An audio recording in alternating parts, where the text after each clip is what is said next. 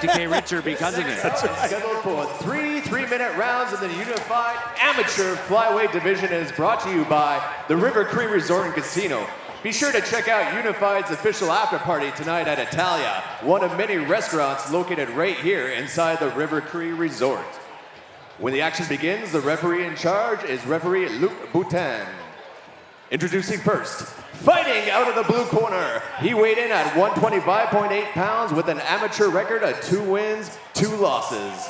Fighting out of Kingdom MMA right here in Edmonton, Alberta, please welcome Mitch Wiles.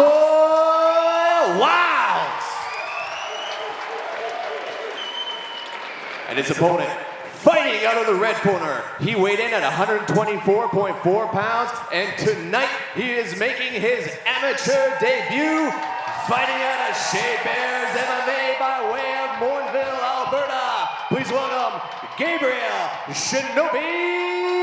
Brown. In this fight, I expect to see Gabriel Brown showing punches and kicks in bunches, and Mitch Wiles taking his time to get that takedown and trying to show a little bit more experience to set up that takedown. Stand-up advantage I would give to Gabriel Brown. Wiles in the black. These two are not wasting any time.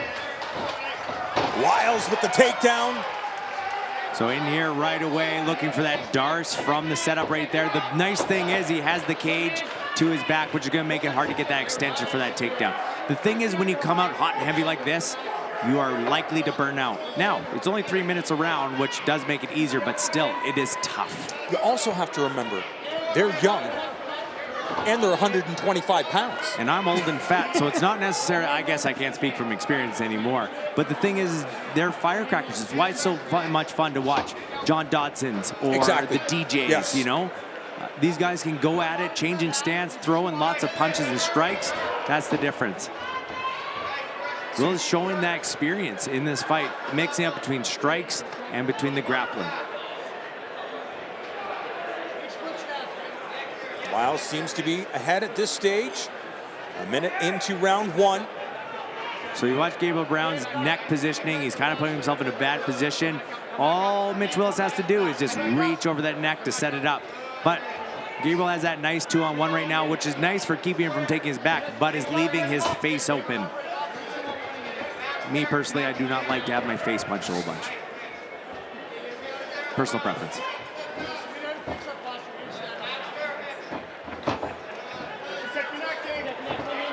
Sliding off the back, but Wiles readjusting. Not concerned with the hooks. Targeting that neck. In no-gi, it's so important to have that chest on back pressure. As we see there, they got back to it, and look where he is. He's able to get that finish, and he's able to cover that side and keep Gabriel Brown from putting his shoulders on the mat. Now this is where it comes back in. This is basic amateur, which means no ground and pound. So he has to go back to the jiu-jitsu. Yeah, to jiu-jitsu. Now, he can have a combat jiu-jitsu approach, kind of slaps. To the body? I don't see. That's the thing, is it's kind of unclear. Now this looks like he's on the strong side to finish that takedown. Gabriel Brown being tough and controlling that arm. That's the thing with these gloves. With these thicker amateur gloves, it's harder to get that finish. Gabriel Brown trying to turn back in. A lot of watch out for that left arm being open to the arm bar. Obviously, Mitch Wiles doing a good job of staying on top and controlling his partner, his opponent in S-mount right now. Now, looking for the choke once again. As the round comes to it, coming to an end, the grimace on the face of Brown. Will he survive the round? Hearing that clapper can be the greatest thing ever. Saved by the bell, so to speak. Going to that strong side, Mitch Wiles knows he's in the driver's seat right now, going back to his corner happy, and knows he has to just do more of the same. And if you were to look at the body language, Wiles going back, skipping back to his corner, energetic. Brown having a difficult time getting back to his feet. I think he's surprised at what happened in round 1. I think with all that experience, you know, maybe confidence could be a thing, overconfidence, so to speak. But the other thing, too, is MMA is a different breed altogether than all the other sports combined. Because it is all combined. The big thing I don't like is, especially with newer fighters, is going back to the stool. Your legs seize up. They're nice and heavy. And especially after you just had someone on your back, putting all that pressure on your body throughout could lead to bigger problems. Now, he's got excellent coach in Tanner Bozer, UFC heavyweight, as well as Jeff Montemuro, the experienced coach. Over here, we have Mitch Wiles. So we have the guys from Kingdom MMA. Who's giving the better advice right now? This is where it really comes down to. Who's giving the advice that can make the switch or keep doing what they're doing? If you're Wiles' corner and you're telling it, what are you telling him, considering he did so well in round one? Are you not just saying, do the same thing? Fake the shot, throw a big punch. Now, Brown is worried about the takedown. Now you can play up and down all you want. Brown off of a stool, bouncing around. Looks fresh as he's ready for round two. John Ramdeen, Mitch Clark, your broadcast team. Looking for that little left hook. Beautiful teep there. Nice left hook. Stop the momentum of Mitch Wiles. Now, see, there we go. This is what you need to be doing. If you saw there, the nice little frame up. High underhooks there, originally by Brown, and now switched off to Mitch Wiles, looking for that top heavy takedown right there. You see he can pin him over, opening up that leg, and basically doing a hip toss variation without giving up your back.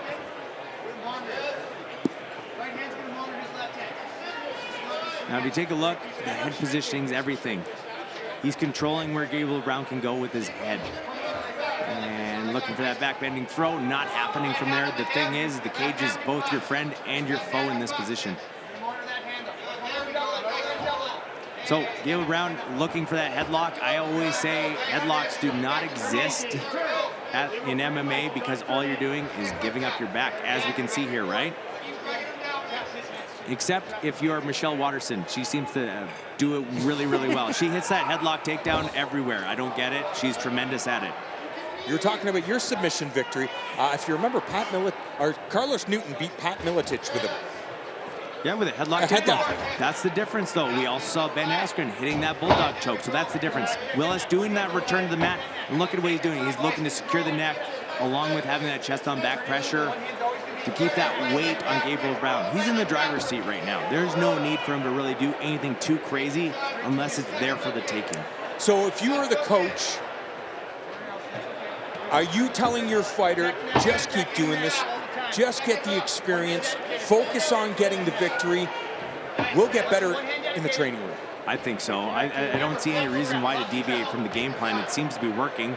The back attacks are tremendous right now, and it's leaving Gabriel Brown kind of starstruck, so to speak. He doesn't have any answers. Right now, see, he's looking to pummel that arm through. When Gabriel Brown goes down back to his belly, it's going to lead to that rear naked choke easy again. From here, look at that S-mount. So he has the cage behind him, and he has nowhere to go right now. So really, Mitch Wiles is doing everything he needs to be doing.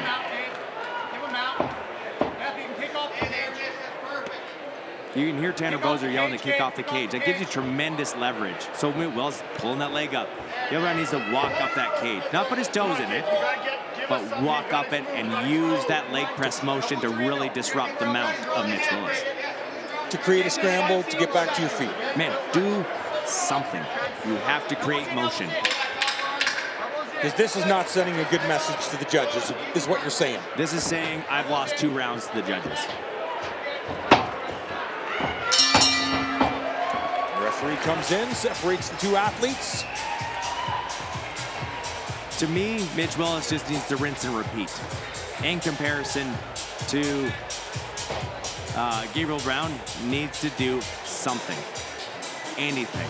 Something defining in this fight. He has to make a big statement, because right now, he's not getting anything off. Do you believe that we're going to see anything other than Wiles in round 3, trying to throw punches, get close, look for the takedown again? I think it'd be silly for him to change up that game plan. It's effective, it's working, and the big thing is when we take these big chances, when you don't have to, it can lead to you getting in trouble. Obviously, he has to do the same thing, not lunging for a takedown, because he's obviously not tired. Look at him. Yeah. He's happy, he's smiling, he's doing standing. His thing. He's good. The person who needs to take a chance is Gabriel Brown. And if you're in the corner of Wiles, are you telling him that? Look, at your opponent is going to be aggressive.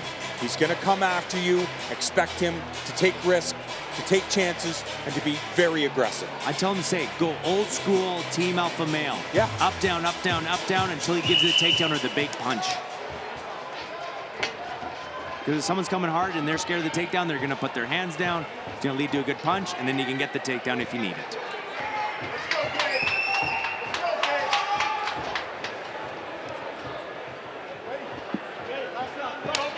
Third and final round. Gabriel Brown coming out heavy, knowing he has to do something defining. And you see skill. Where was this? Round 1 and 2. See, and this is what happens. He follows a beautiful body lock pass into side control. Gabriel Brown needs to let go of that guillotine. All it's going to lead to is the Von Fu or the Oven St. Preux that we're seeing, I guess, now. That headlock is done now. All you're doing is you're burning out your arm around someone's neck. Now, the thing is, if you watch Mitch Wiles, is going to take his right arm, bring it over top, and lock that arm in there, especially with these big gloves, using shoulder pressure to really pin him down. Why do anything else? There's no reason to. There's a short amount of time. You can slowly break down this clock. Mitch chipping away in full control, cross-side position.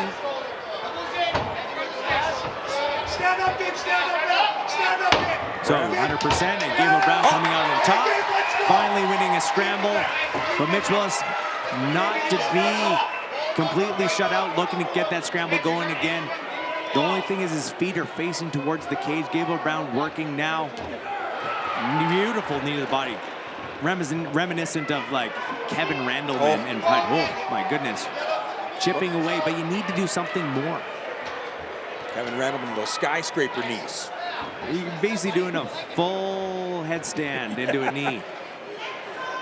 So the double knee too. The double knee, that pump knee that we see, Shane Campbell, who we'll see tonight, doing that flying pump knee just from a headstand.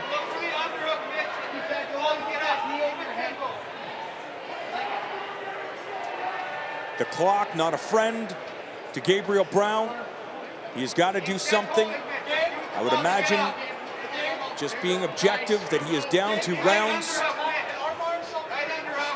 I don't know if I'm the one to ask. I definitely scored that last fight, Ron. But at the same time, how can you score this fight any other way? Yeah. Chipping shots versus like those big shots otherwise. So he's doing a good job of breaking up that body. The thing is, you have to be careful of is Mitch Wiles has that foot right in that cage door, ready to push off when the pressure's taken off.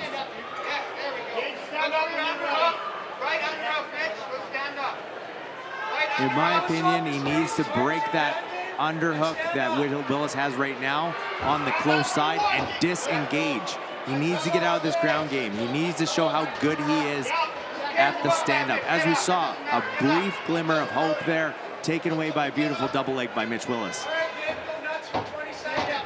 Wiles just holding on here, confident that things are going to go his way. A very defensive position. A very interesting guard choice in that there's no connection with the feet, but why would you change anything? Yeah, you're ahead 2 rounds. You're ahead. Now, the thing is, we take a look last fight, sometimes being overconfident in that sense. See, and Mitch Wiles trying to be a true sportsman, raise the hand of Gabriel Brown. Gabriel Brown having none of it. I think he knows what we've just been saying, is that, he didn't do enough. And he didn't pull that trigger quite soon enough. This is a tremendous learning opportunity for Gabriel Brown. And I like that attitude. Yeah. I like the attitude of saying, no, don't raise my hand because I don't think I won. Yeah. So I have some things to learn. I'm going to get better. Yeah. I'm going to turn into the fighter that all these people are cheering for. But that's not tonight, unfortunately, in my opinion. No, I agree. It shows accountability. That's the thing about fighting. You cannot blame anyone else, and you cannot give credit away to anyone. You're the person in there fighting. And right now, I think he's owning up to the moment where maybe things didn't go his way, but it shows that tremendous. He's 18. Yeah. And has a lot of room for growth. We saw some tremendous things from someone who's 0-0. So I look forward to seeing the next step. Obviously disappointed, but it's amateur MMA. There's so much time and room for growth. Mitch Wiles being a tremendous competitor, shaking the hands, being a good sportsman is more than anything right now that I love seeing right now. Ladies and gentlemen, we we have a decision. Judge Ziad Harb scores at 29-27. Judge Jason Tatlow scores at 29-28. And Judge Andy Social scores at 29-27. All for the winner by unanimous decision, Mitch Wiles.